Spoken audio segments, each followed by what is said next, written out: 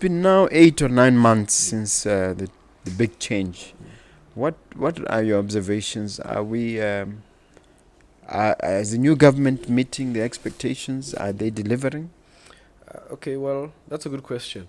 I would say this is Mogobe Nuggets of Wisdom podcast. We enthuse, we energize, we inspire, and we empower entrepreneurs and entrepreneurs of all stripes in BW and beyond. Hello, Dumelang. Wonderful. Okay, hello, Dumela. Let me welcome you to another episode of Mogobe Nuggets of Wisdom podcast. Always ever delighted to have you as part of this program. We've now been going 6 years plus, and we're enjoying our interactions with you each and every time. Let me ask you to the honorable thing, which is to strike the subscribe button, the notification bell, and give us a like.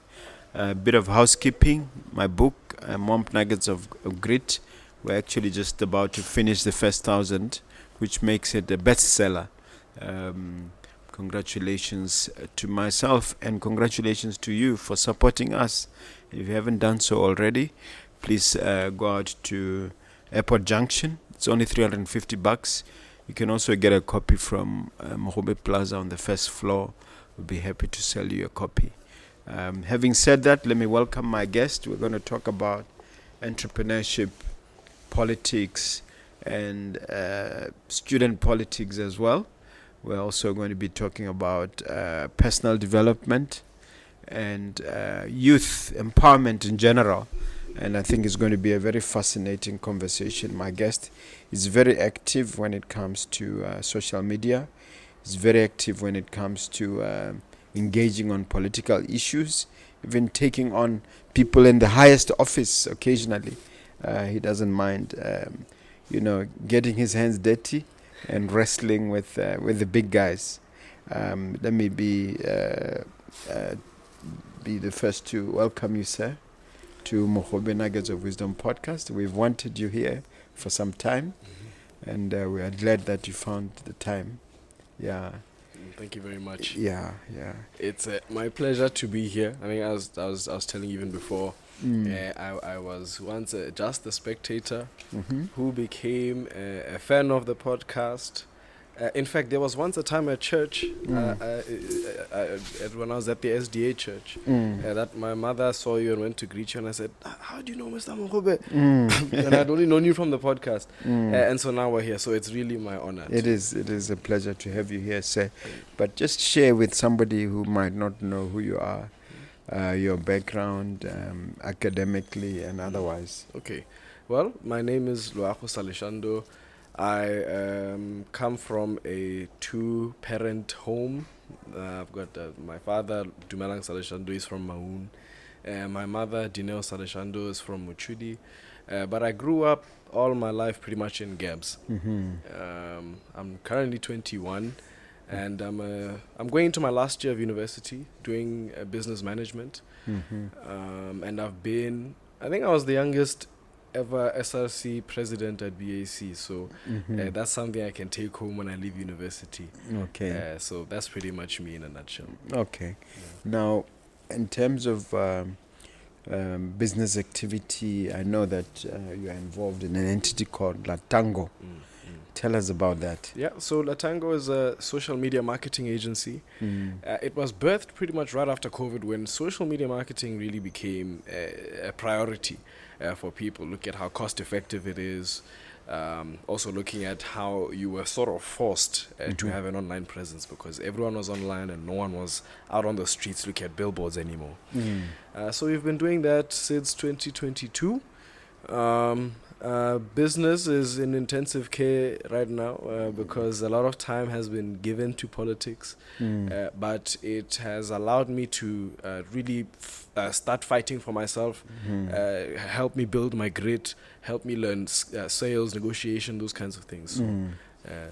Would you say that you sucked politics from your mother's bosom? Or your dad's bosom, so to speak? It's very interesting because the answer is no, because I've been with my dad my whole life. And he's been member of parliament for Gaborone Central the first time. The second time, I still was not interested. I was young. He lost elections. He then went to Maun West and won election. I still had no interest.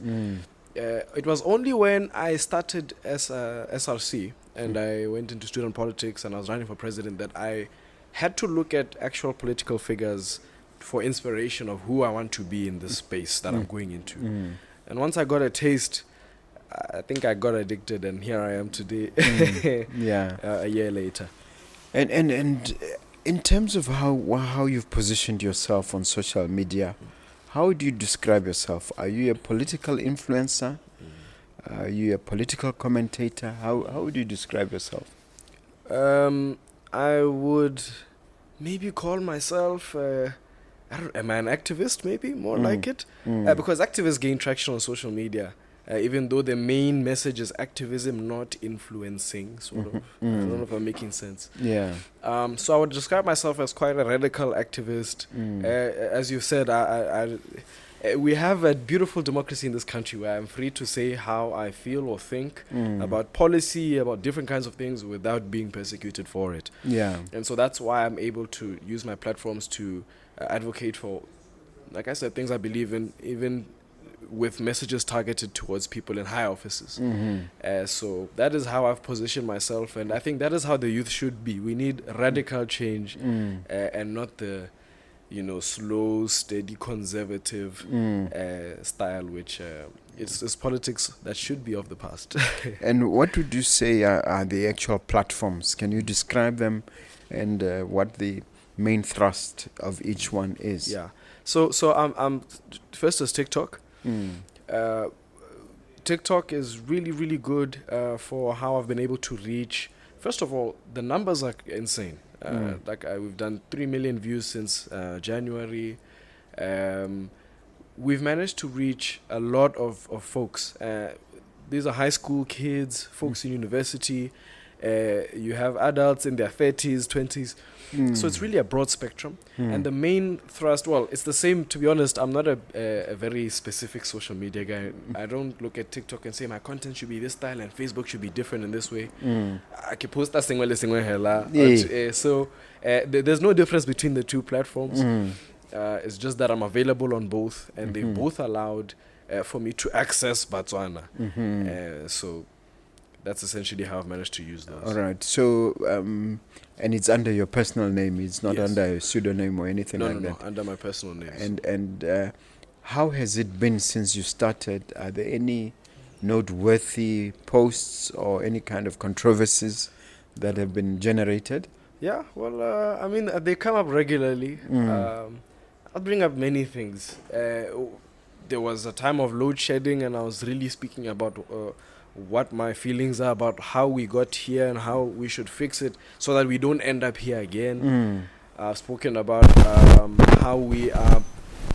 The government is proposing a lot of social welfare benefits, but we're not seeing enough job opportunities. And if we have a lot of social benefits and very few job opportunities, you have a society dependent on the state. And so I try to also speak about that. I'm not neglecting the fact that we need social welfare policy, but we can't have that be the main priority for people who can't find other ways of sustaining themselves. I've also tackled the president's attire, as we've spoken about. People think I'm only talking about president's attire, but the real message is public funds, because everyone in government is paid for by us. And so it's in our interest. You're saying our president dresses too flamboyantly? I'm saying that... Or what? No, you cannot. As Botswana, we need teachers in schools. We have a lot of temporary teachers.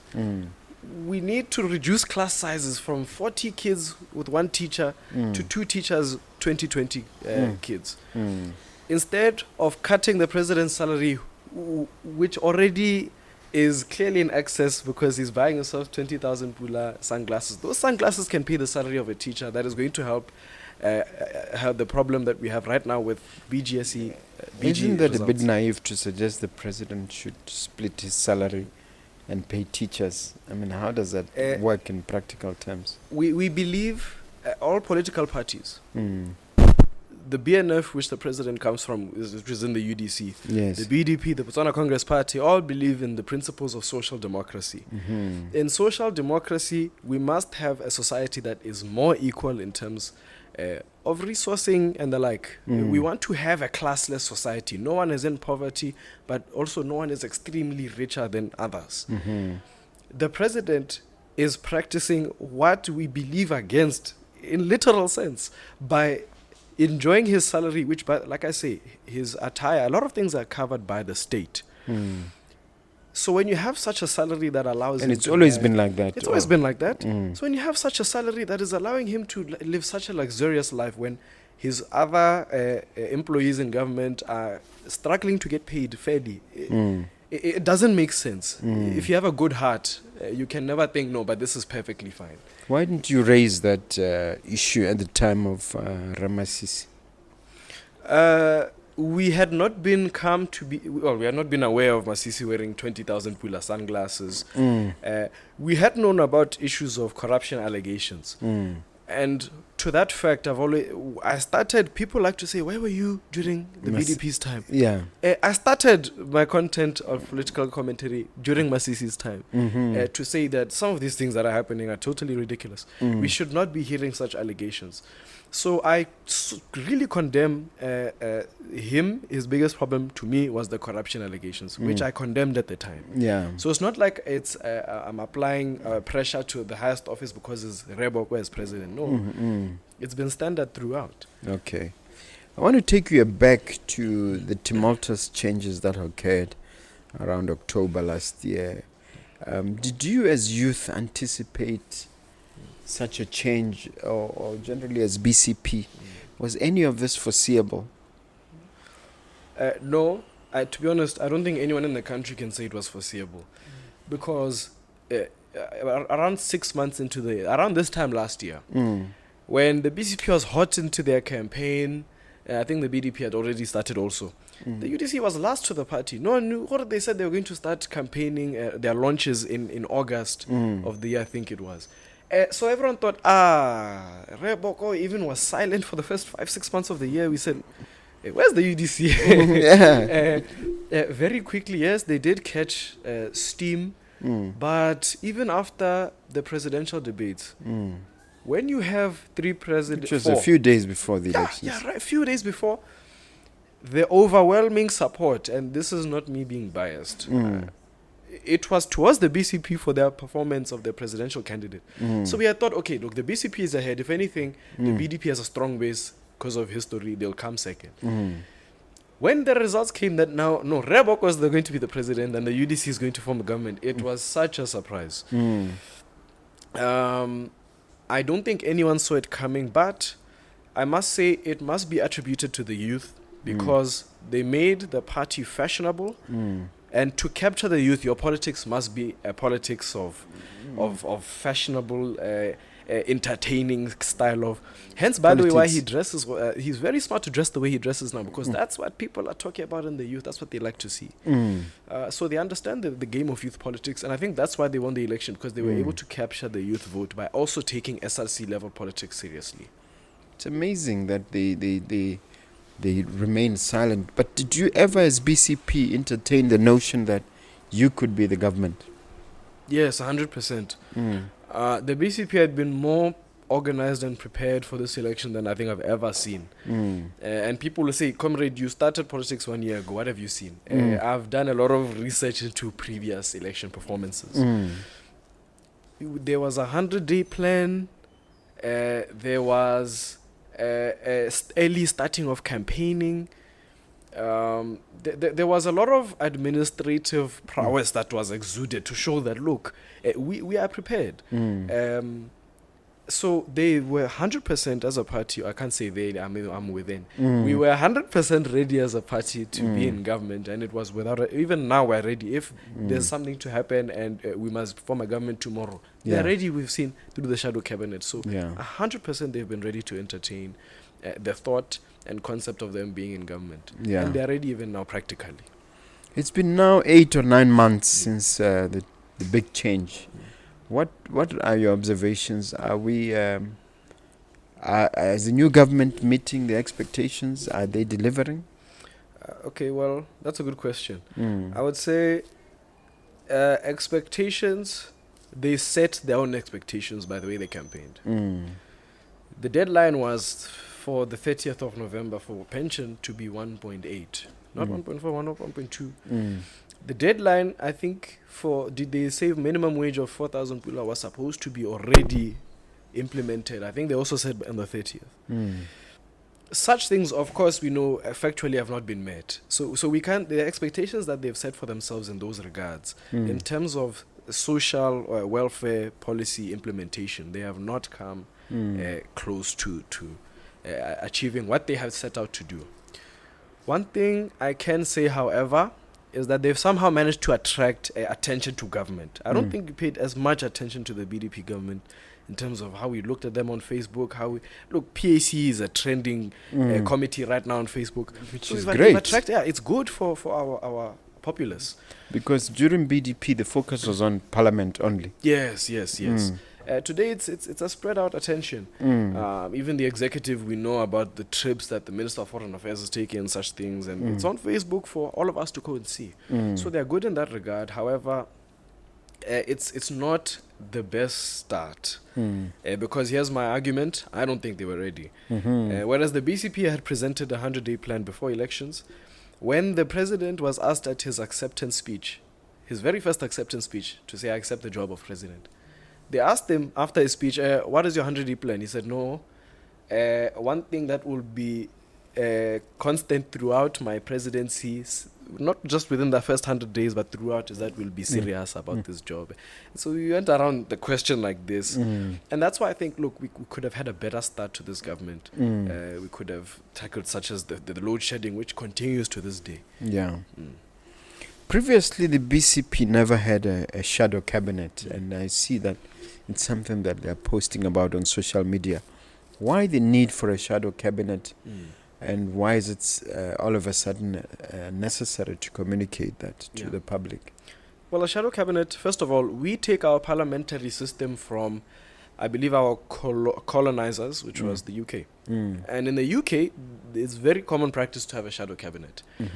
So the fact that we haven't had one should be a question of concern, because why are we taking certain parts of their democracy and leaving out others that we don't want? So it's good that it's here now. It's also good for the fact that and the main opposition is usually also called the government in waiting. So if by 2029 the BCP is going to be government, you're going to have a more confidence in your upcoming ministers, because they have been ministers but in a shadow position over the last 5 years. So it's good for your confidence in them. It's also good because you're going to be able to give a direct comparison as a voter to say, okay, the UDCs in government, they're proposing this, but I think I really like what the BCP is proposing as an alternative for this ministry. I don't like how the minister is going about how we should fix our agricultural development in the country. I think the BCP does it better. So for those comparisons, it's better as well. So I think, look, they didn't have it before. They've grown up clearly and are much better in learning the role of opposition still as they go. So it's a good thing for our democracy. Yeah. One of the big changes that is occurring is this idea of forensic audit, which is talked about a lot. And do you believe the forensic audit, A, is necessary, B, it will deliver the results that it promises? 100%. The statistics tell us that 30% of the government's budget, when they propose 20 billion pula, 30% of it, of that financial year, will go and fund corruption. So the moment, it's crazy to think, if you fix corruption, you increase our government budget by 30%. It's quite crazy how such one problem can be so significant. So it is necessary to figure out where the holes are, so that we plug those holes and end that leakage of government funds, public funds. So it's necessary for identifying those holes. It's also necessary for social justice. Those that have put us in this situation where the government does not have enough money to absorb temporary teachers and educate our children, those that have taken funds that have deprived our doctors from getting fair pay, cannot be told, oh, you took money, you want it back, go home. No. They must also be identified for the purpose of bringing them to justice. Yeah. Because it's only right, I think, as a lawyer you can attest to such. No, justice is 100%. So it's important for that fact. Once you fix corruption in this country, you do a lot for public development, education, healthcare, by simply freeing up that 30% of the budget that is going straight to corruption. That's how significant it is. Is it your perception as BCP that our government was captured? I'm telling you why I'm asking you this. You mentioned PAC, and one of the trending, shots or, exchanges relate to the Kanye water project, where it was envisaged to cost 700 million, and now we hear that it's either 2.4 billion or 2.3 billion, and nobody's taking accountability for that. Yeah, such things are extremely important, and the transparency of PAC is important for that fact. I don't think under the BDP we would have ever known, or in fact we did not know. It's only coming out now. So that's why such things like the forensic audit, like the making of government parliamentary committees transparent, is good for that purpose. Because yes, governments do get captured. We do know about the tendering system that the BDP used to have, that if they're only going to give you a tender if you can provide some other kind of value to them. Are you going to support Was a it that campaign? quid pro quo? It was quite like that. That's why we had the same people winning tenders over and over and over. We see a similar red flag today. I've spoken about it on my platforms. Remuti is starting to look like what the Guptas were to Zuma, where it's look. In 2019, I funded your campaign. I saw a headline that Moti has been rejected. I read somewhere. Look, the news is doing this, but people have seen, eyewitnesses have seen his plane parked at the airport. He comes apparently to Botswana weekly now. So you can't say he's been rejected. He's either negotiating or he's already signing contracts. No. We don't know which is which, but here's what I can tell you. You can't have a businessman like yourself, Remo Mogobe. You have to invest knowing what your ROI is going to be. You don't just throw millions and millions and say, no, keep it. At some point, there must be some value brought back to the investor. Remuti, we know, funded the UDC. He continues to give Reboko very nice, expensive gifts. Like we apparently you got a Range Rover. I have no evidence of that. Yeah. The newspaper, Do you? a newspaper article came out when he was doing the presidency to say he was given a gift. But the fact is that he did fund the campaign in 2019. Now, we see that there's this article about the 22 billion tender to build. And the deal made no sense because it was, we're going to pay you for the tender. Once you bring these, they're not even brick and mortar establishments. It's like these porter cabin sort of structures. Once they're there, we're also going to, is it rent or lease? One of the two. And after 15 years, we'll then look at buying the... It doesn't make sense in terms of the structure of the deal. It simply looks like they're trying to pay back a campaign debt. So the state has been captured before in the BDP government. We've seen it through the tendering system. But the red flags are showing now, and Botswana must be alive to this fact because it's their money for schools and hospitals. Would you say the Kanye water project is just a typical example, or is just an aberration? That's because that's what startled me when I read coming from Kanye. I was frightened almost. It's a very scaring revelation to come across. And I do think that, look, I don't know the details to say no. This person was responsible for the project and they're related to the government in this way. So that fact means that it's state capture. I can't tell you that yet. I don't know enough. But I can say that, yes, such projects are red flags. Holes that government funds are seeping through that we need to stop. At 21, you are very, very active in political commentary. What future do you envisage for yourself in terms of, as part of the BDC, the BCP, maybe in the context of the Lime Revolution? What future do you envisage unfolding? What are your plans in that regard? Well, we are in a new era of youth politics. I don't think we've seen such vocal youth, AP, Congress being so nicely publicized, as well as the BNF Congress. So the youth voice is growing, and so my role that I want to play right now in the Botswana Congress Party Youth League is to be that of a student liaison officer. So I'll bridge the gap between the Botswana Congress Party and students. Right now, the party is not as fashionable as UDC to students, as we've seen. And so I'm going to deal with such issues, making the party more attractive, but more importantly, changing the status quo. Right now, students struggle bad. As students, we struggle. And I was saying this yesterday at a press conference. Botswana has the second highest cost of living on the African continent. Really? Meaning, yes. After? Is it Tanzania? That's why I'm not sure. But we are second. Food is expensive. Transport is expensive. Accommodation is expensive. If you're a Roman, your toiletries are through the roof in terms of costs. So our students need advocacy for their student welfare. Their 1.9 does not apply to such an economy that we live in today.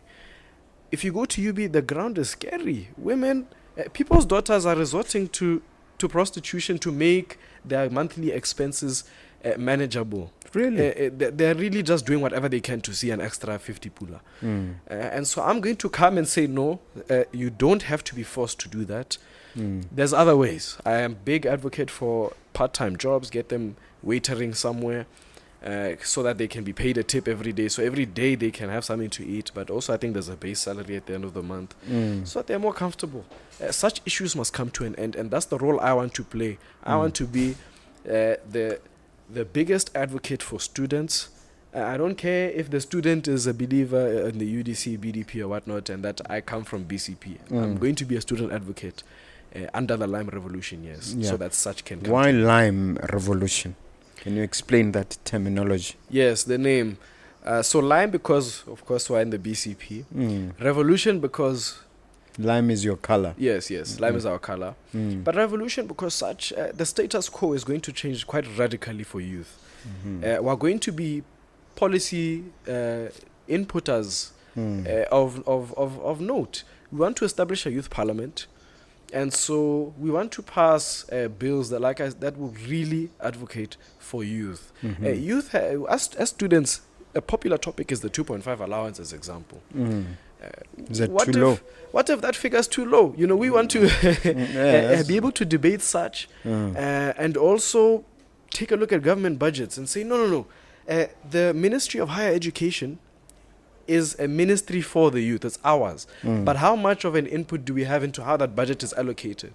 How does the minister collaborate with us to know what we need on the ground? Because the minister is not, I can tell you this for a fact, he's not visiting our schools. Never. So where does he get it from that we want to put this much into this much into...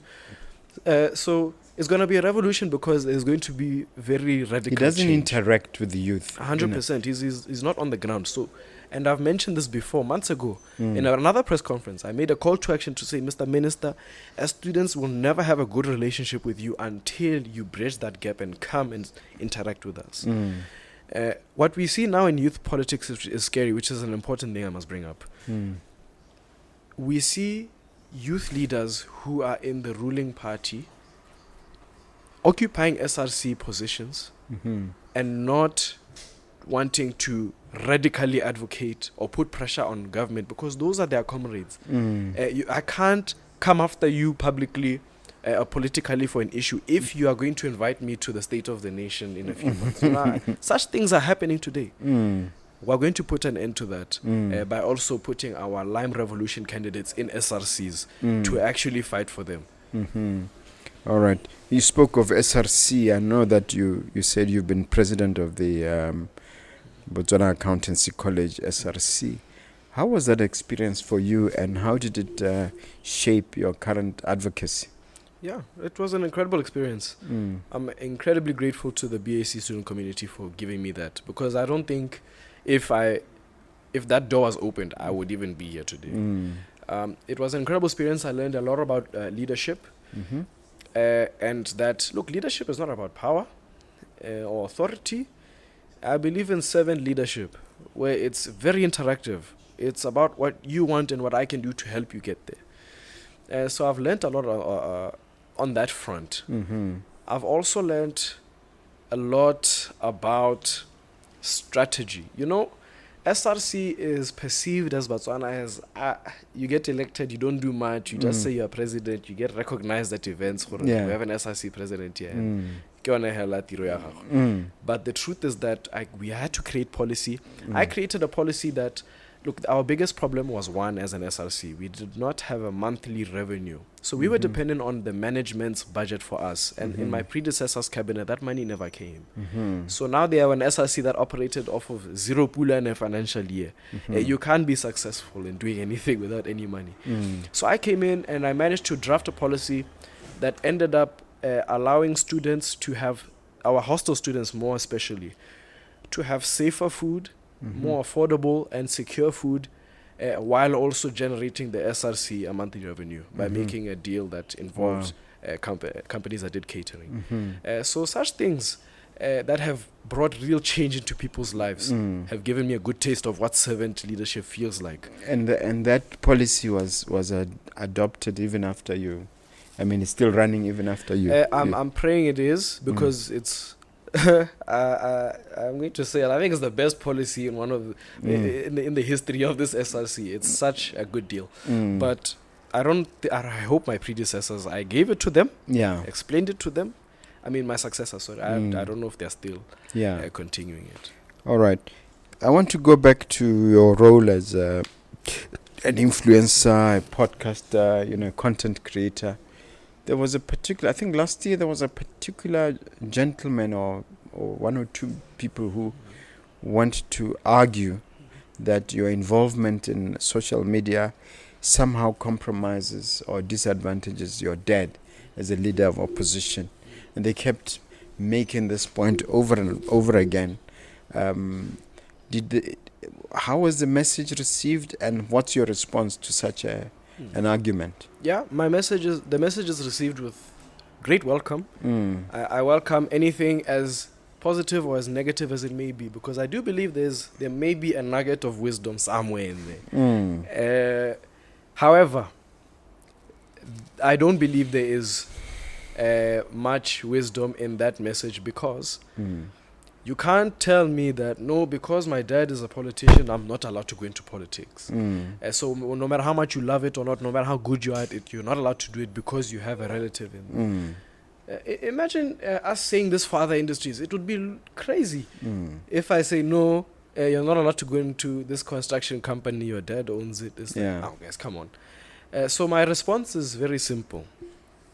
No, it's not going to hurt my dad, because we must accept, I know it's hard for a lot of people, but we must accept that we are two separate entities in the political spectrum.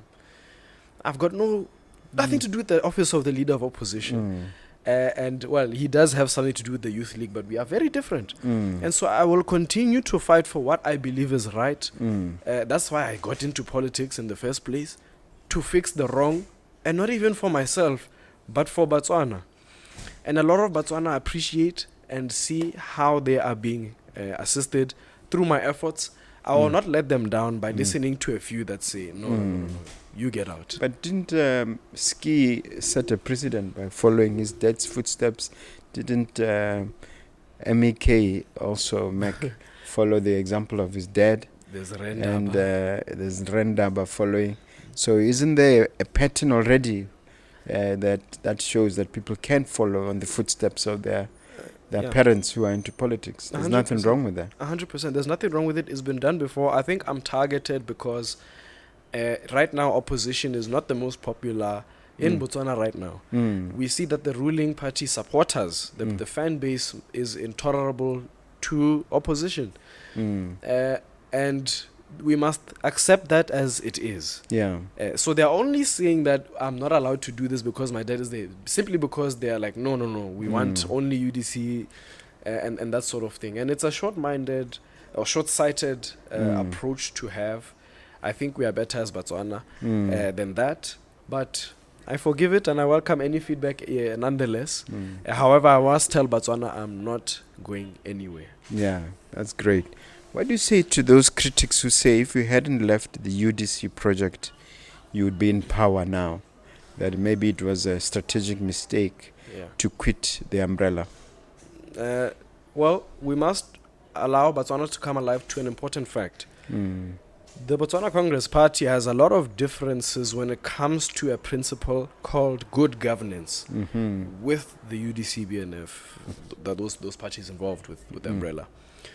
The umbrella refuses to have a Congress for the umbrella, as in like to elect a president of the UDC. You've never heard of such. Or to elect leadership of the UDC, but they'll do it at the individual party level. So at some point, when it comes time for your base to democratically elect its leadership and you say no, that is a big red flag for the BCP. We are never going to get far with the BCP, which believes very strongly in democracy.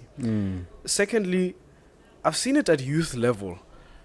The guys in BNF, in the UDC umbrella that I've interacted with at SRC level, in my opinion, they get up to very dirty politics. I won't say a lot of the things that happen at SRC level, but here's my deal. People say, but politics is dirty, so they're just playing the game. No. I believe, and people say I'm naive for believing this, but I believe that it does not have to be a dirty game. I don't believe politicians must be all liars. I believe it can be a very clean, noble, honorable field to venture into, where you are really condemned for saying anything that is half the truth. You know? So when I see these guys in SRC level, I can tell, no wonder we chose to not work with you guys. I believe in a real, proper way of conducting business. Even if some underhand trick will give me an advantage that no one will know about, I will never do it. Even as SRC president, I had the opportunity to hold funds that no one knew about. Slip some into my pocket. No one would know about it. I did not benefit 50 tebe from that time in office. So that's why we have differences on governance. We refuse to play this politics of gangsterism and the like. It's not for us. Okay, I know politics is not the only thing that you comment on. What would you say are the main topics that you like dealing with that perhaps people may not be aware of that you cover? Yeah, well, I started off on TikTok covering finance, entrepreneurship, and investing. But one thing I wish I could split into half. This half does politics, and what I love today for this half of myself is self-development. Even for yourself, as accomplished as you are, I think you can tell everyone you are never perfect, and there's always something new to learn. You don't know what you don't know. Yes. And so I've loved to dive into self-development. I'm a reader. All of a sudden, which is surprising because last year this time, if you asked me, I would tell you I hate reading. But really? Here I am today, always trying to become smarter in different fields, and so I would say self-development is very important. It's something that you cover a lot. Okay. If you had the magic wand in terms of how you would want to see the youth empowered, what would be a few things that you'd want to focus in on to assist the youth to really catapult them forward? Yes. I would love to fix youth unemployment issues by making their courses not relevant to the labor market needs of 2025. I want them to be relevant to the labor market needs, not just in Botswana, but the international space in 2036. So you are relevant as a graduate now until the foreseeable future, not just in Botswana, but externally. So that when we graduate, no one is sitting at home looking for jobs, struggling even just to find internships. People can find jobs here at home. They also have the option of going abroad. That's what I want. I also want for youth to be trained at an early age so that we also have better entrepreneurs coming up and more in terms of volume. I want great accessibility to information, even though it's already pretty much perfect thanks to YouTube and Google and the like. I want for everyone to be busy with something. I never want to go to university and in the afternoon at 4 p.m. people are chilling, sitting back, not doing anything. I would love to see such a productive youth, because we must understand that we are the strength of the country because we hold the most numbers. We can change the government if we want to. It's really up to the youth. And so with such power comes great responsibility. And as the youth, I would love to see us act more responsible. But first, I would love, if I had the magic wand, to bring opportunity left, right, and center. even financial empowerment for their welfare while they're on campus, opportunities while they're studying. There's a perception that foreign direct investment is the answer, and most governments will seem to say they will look for foreign investment. What is your view? Isn't really countries that have done well succeeded because of investment from within, as opposed to some knight in shining armor, so to speak, coming to rescue us? 100%.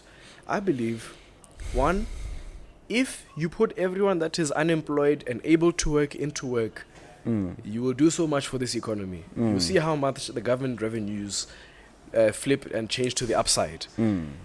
If you fix corruption and save that 30% of the financial government budget, you will have a government with a very comfortable budget that is now able to establish a much deeper manufacturing sector. Let us start manufacturing cars, for example. Open a Toyota plant here, we're producing, and then we'll export to African countries. Why doesn't the African Union meet and decide, okay, Botswana, because you want to develop as an African continent, Burkina Faso, you guys will be in charge of this portion of agriculture, vegetables and the such. Botswana, you guys have very good prospects in terms of the auto industry. We want you to manufacture cars. And our biggest market will be other African countries. In that case, we'll be fixing our problems in Botswana. In other words, you want the OAU to have a greater say. They should, because I think they have a common view that, look, we should not be as dependent on the West as we are. Yeah. Why don't we, develop our value chain in terms of the diamonds and sell finished products to the West? Yeah. And the like. So I believe, no, it won't take foreign direct investment only. There are other ways to go about it. Open jobs. Yeah. And people say, but you need foreign direct investment to open jobs. Fix corruption in this country. Then we'll be able to absorb temporary teachers and make them permanent. You mentioned Burkina Faso, and of course somebody's going to say Traoré wasn't, democratically elected. He's a bit of a dictator and that kind of thing. Does that necessarily make him a no-no in terms of an example to look up to? No. If you look at history, a lot of countries, even in Europe, developed the quickest under leaders that have the approach, political approach of Red Traoré. Some African states are in need of leadership that is extremely decisive. So in the case of Burkina Faso, he's not a no-no. He's very good. I believe he's going to be very good for the development of the country. And not just the country, but for the continent. It is true, though, that I am a believer in democracy. So I'm not going to say that they must bring that to Botswana so we can also develop quickly. No. Our model works well for us. But I do believe that he's going to be a beacon on the African continent. And we must listen to some of those concepts that he will bring up and some of his ideas. Because the biggest thing is, and all African countries face it, maybe less South Africa, we must become a manufacturing continent. Yes. We must manufacture. Because if you think about it, the northern hemisphere, in terms of Europe, Asia, America, those guys are manufacturing, but they don't have the natural resources the same way we do. So imagine we have the natural resources and we have the skills to manufacture and the establishments. We'll be such an economy to reckon with, especially in the distant future. You can imagine what that will do for African development. Nowhere will there be gravel roads, tarred, urban areas, everywhere you can go, no poverty. Much better societies that can be built. There are those who say our governments are not encouraging manufacturing enough. They're too outwardly focused on some foreign investment, mystical foreign investments, instead of cultivating from within. They must. What do you say? They must. Look at Mogoditsane. How many dealerships are there in one congested area? We must. Okay. In an ideal world, in a what Karl Marx has written in his Marxist theories, is that, look, in an ideal world, the state will own the means of production. So the state will handle the manufacturing sector. Let's say the state sells all the cars and all those kinds of things. Once we become a manufacturing state, we will have a government that is now able to say, you know what, because of all this revenue, free education, free healthcare, Botswana could be made for free, could be a government, subsidized by government. And that is a society that can be created. We can pull people out of poverty by having better opportunities. But it does not come with the current model that we have of mining diamonds, cutting, polishing, and then send so that they go and make a necklace. And then we buy it back. American Swiss at APJ will buy back those finished products and then sell it to you for an incredibly expensive price. That will not work for us. 100 times or more. Or what you... no, that model doesn't work. But I think it's still difficult for the mindset change. I mean, if there's one thing about the previous regime, is that they will emphasize mindset change. And my impression from where I'm sitting is that it's still a difficult thing to encounter. What are your observations as a representative of the youth? 100%. You know, and this thing is deep in our society. It's a Botswana thing. Botswana, I think we struggle to be proactive. We vote for the party that tells us the highest figure in terms of social welfare benefits. When they tell you they'll give you the highest pension, highest allowance, those ones are talking. And we go and vote there. So I believe that, look, we must, and the government, by the way, of the day today is not helping that fact. Because the biggest headlines you'll see, or the biggest headlines that come from the president's Kotla meetings are those pronouncements about social benefits. And it's like, but you're increasing our dependence on the state. That is not going to foster mindset change. So yes, I do believe in social democracy, not in just pure capitalism. But I still appreciate capitalism for the fact that it does encourage proactiveness amongst society. So things like the Youth Development Fund are good. It will get the youth to say, okay, no, I have this unique opportunity to access these funds to do something. We need more of that. But to change the culture of a society is not a small job. I don't know how we are going to get there as Botswana to be a society where we're all jumping to do something to manufacture, to create something for ourselves. All right. We spoke a little bit before the beginning of the podcast, and you told me that you want to develop yourself more in the area of business management, perhaps an MBA, and so on and so forth. Tell us a little bit more on that, and why do you think that that's an area where, as youth, we need to focus? Well, look, first of all, we have entered a new age. I think as youth of today, our parents, we must understand this. Our parents were a unique generation in the sense that their parents came from poverty most of the time. Most of the stories you will hear, when I had to go to school, we had to walk, and it was a government school, so we experienced this and that. It was hard. But that's my story. It's in this book. Yes. From kettle post to boardroom. So our parents were so many opportunities because their parents were not as educated. Fine. Our parents are still working. Some of them. The opportunities are not unlimited. They are finite. And so they are less. And so that is why I believe it is important for us as youth, even for myself, to further my personal development. I'm considering postgrad because of the fact that it is now extremely competitive. My course I know is very oversaturated, but there's limited opportunities. So there must be something that differentiates myself from the other 500 people that may apply for one job that have the same qualification, same youth as me. And so that's why I believe it's important, not just for myself, but for all youth to have something. I personally don't like school. I'll make that confession. I love self-development. I love reading, but I'm not an academic. So I'm trying to figure out what is it for me that will set me apart. But for anyone that is starting university halfway through or finishing and has not thought about that, it's important to think about it now. Wow. I like that. That's very, very encouraging. It's very, very interesting. So if I was to ask you to grab the crystal ball and project maybe a decade or two into the future, what picture would emerge as far as brand Loago Saleshando is concerned, or even as far as Latango is concerned?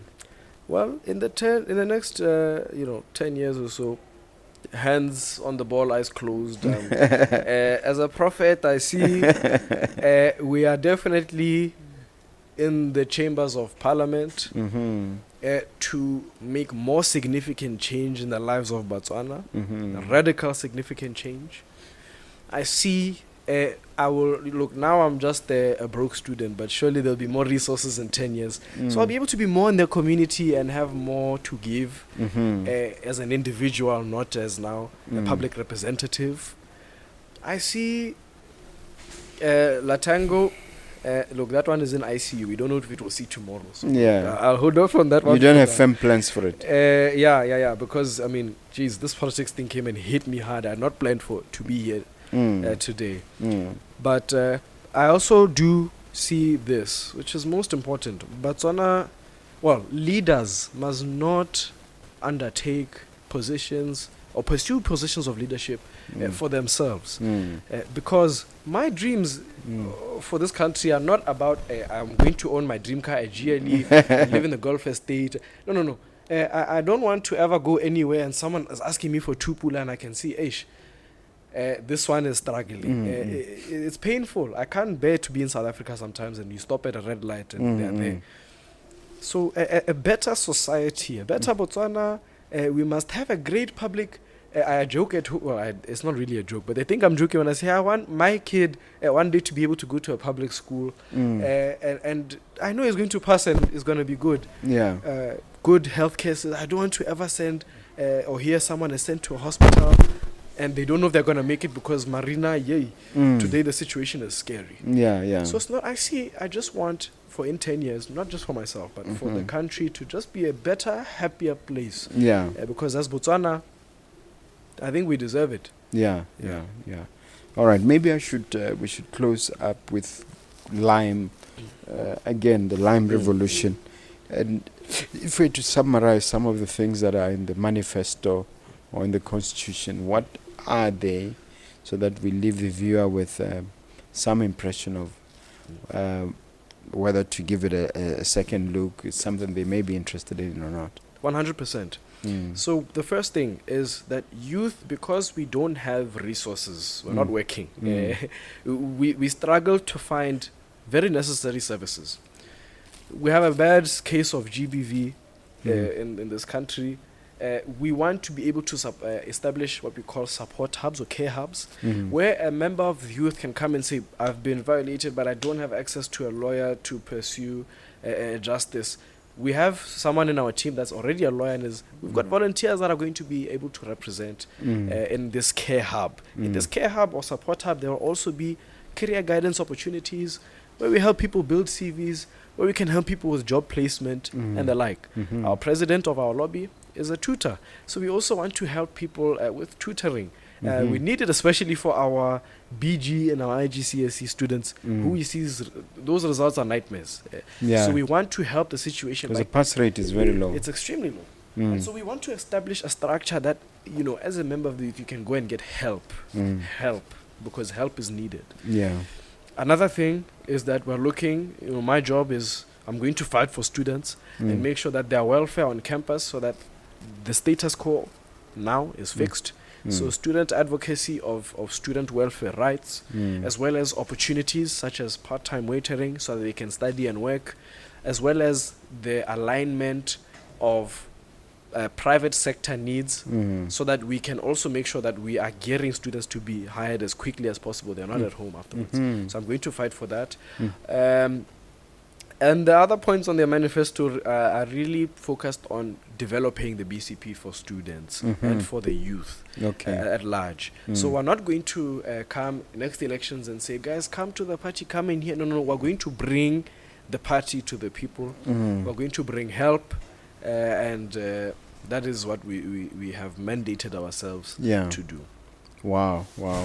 And you did have a press conference recently. How How did the press and the public respond to the message? Yes, it's a good response. We had BTV coming, so we're going to be put on national television. So I know the media is doing their part in also helping this gain mileage. But in terms of, well, when you look at politics, the real politics is not on Facebook and TikTok. It's on the ground. And on the ground, the support has been great. We're going to Nata, Gweta in a few days to go and see the community there. I'm sure they're going to talk about what has been said at the press conference. Because the most important thing that I've realized is that on the ground, we've done Mahalape also, by the way, we are traveling and going to the corners. And that is where you see that people actually can hear the message and they want progressive change. And we are going to work hard to make sure that we deliver it. That sounds very, very exciting. So when is the next meeting? What's the next activity? So at the time of shooting this, it's a Thursday. So Saturday we're going to Natagweta through Mahalape first. We may stop in Palape. Busy Saturday. And then Sunday we do Francistown, Nkange, and one more constituency I forget. And then the election, when we get elected into office now, will be at the end of this month of June. So 20 June the Congress begins. 21, I think they vote. 22, they close everything. One of the comments I made when we started was, I said, you look presidential. So with that comment, do you see yourself as A, the president of the party, and B, the president of the country in the future? Do these thoughts ever dominate your thinking? I think a lot of people, most people that are going to politics see themselves as a president one day. I could have said, look, I'm going to go for president right now in the youth league. But I want to respect structure of the party. I want to respect what people want. And it is only when I'm called that I will go. Even to go into politics today, when I was a BAC SRC president, I was called. My first thing was to go for a ministerial position. Even then, I was called to go and be a minister. Life happened, things happened. I was called to be a secretary general before I was elected to be a minister. I still went. Before secretary general talks had been complete, I was sent to go and just run for president, comrade. And I went. And so that's my submission, is that I will be open and talk about the idea a lot when the time comes for me to be called to such, if ever it is to happen. But for now, our party president is Dumelang Saleshando, who we follow, and we shall go under his guidance and leadership. So you don't want to really talk about political ambition at this point? No. It's also not. It's not about. Like I say. It's No, I'm with you. I'm with you. This is the part of the discussion where you get to ask me one question. Do you have a question for me, sir? Jeez, I should have had one prepared, because I've generated a lot over the months watching. But I know this part of the episode comes up. Okay. You may have been asked this. Actually, no. Let me do this. Because I represent the youth, let me ask this. What would you do if you were a student today? You're studying, your prospects of employment are unknown. No one knows when you graduate you're going to get in. You have 0 pula in your account. In fact, you've just graduated. What do you do? Are you going to start a business? If so, how are you going to do it with 0? How do you look for employment? Where do you even start? Where are the opportunities? I've been through something similar where, as a youth, the prospects look quite dim. And I did this. This was in 1984. And I went to the office of Daman Bostock and Mahang, and I found a man called Neil Armstrong, who later formed a company called Armstrong's Attorneys. And it was me and my friend Tebara Mukua. We literally sat down and said, Mr. Armstrong, you don't have to pay us anything. Let us just shadow you. Give us any work you want. So my attitude is that voluntarism is a superpower. If the youth can volunteer and participate in activities where they get exposed to a work environment, it's inevitable. Sooner or later, as you prove yourself, as you show your talent, you will be able to secure something. It might not be the ideal job that you want, but you will not leave that setting unemployed. So I would encourage voluntarism. I would do what I've done previously, which is to offer my services and actually sit on someone's neck, because I think we had to come back to Neil a few times and eventually said, no, grab that file, do some research, give me feedback. And then we got that opportunity, we then nailed it. And then one thing led to the other. We never looked back since. So I believe voluntarism is the key. Okay, that's good. So I asked that intentionally so that those in that situation today can get it from someone who's now made it. Yes. Okay. I mean, it goes down to mentorship. It goes down to creating a network. And it goes down to realizing that you have to be part of something before you can benefit from something. So you are planting that seed by participating in that economic activity. You will benefit in the long run. Don't wait to be employed first. Participate, get involved. Yeah. Okay. That is a nugget of wisdom. All right. Yeah. Now, as we wrap up our conversation, Mr. Saleshando, I want you to look at that camera and leave the viewer with one final motivational message, something uplifting. Botswana, I must tell you that we are privileged to be Botswana. We must care about each other. Rona rotlhe re batla go bona a day where our kids can go to schools, pass nicely. Dikole tsa puso ke ratswana. They can go to hospitals and get good care. A Botswana where there's employment opportunities and the like. That is not going to happen if our loyalty is in an umbrella, in a black cow, or in a jack, or any other party symbol. Our main allegiance is to the country and the development of Botswana and Botswana. So I ask that as you continue to consume social media content and political narrations and the like, you don't listen to it with a blue lens or a red lens or a green lens where I only listen to my UDC, I only listen to my BCP. Let us think what is being said is best for Botswana, and think about and approach politics in that manner with an allegiance to Botswana le Botswana. Ke a leboga. All right. You have to leave them with all your contacts, even social media contacts. Yes. You can find me on TikTok at Loago Saleshando. There may be a few fake accounts, so make sure it's the one with, I think we're at 22,000 followers. If it's that one, it's the right one. There's Facebook, and my phone number, it's on my Facebook somewhere. It's hidden, so if you go to my Facebook, you'll find it. Email loago.sales@gmail.com, and that's pretty much it. All right. It remains for me to thank you, sir, for giving so generously of your time and sharing your thoughts. It's always good to have conversations with our youth and make them part of the conversation. I always believe that the youth should not be an afterthought. They are the main thought. They are the main reason we are here. So thank you for volunteering your time, and thank you for having a very, I think I would like to say, a meaty conversation with us.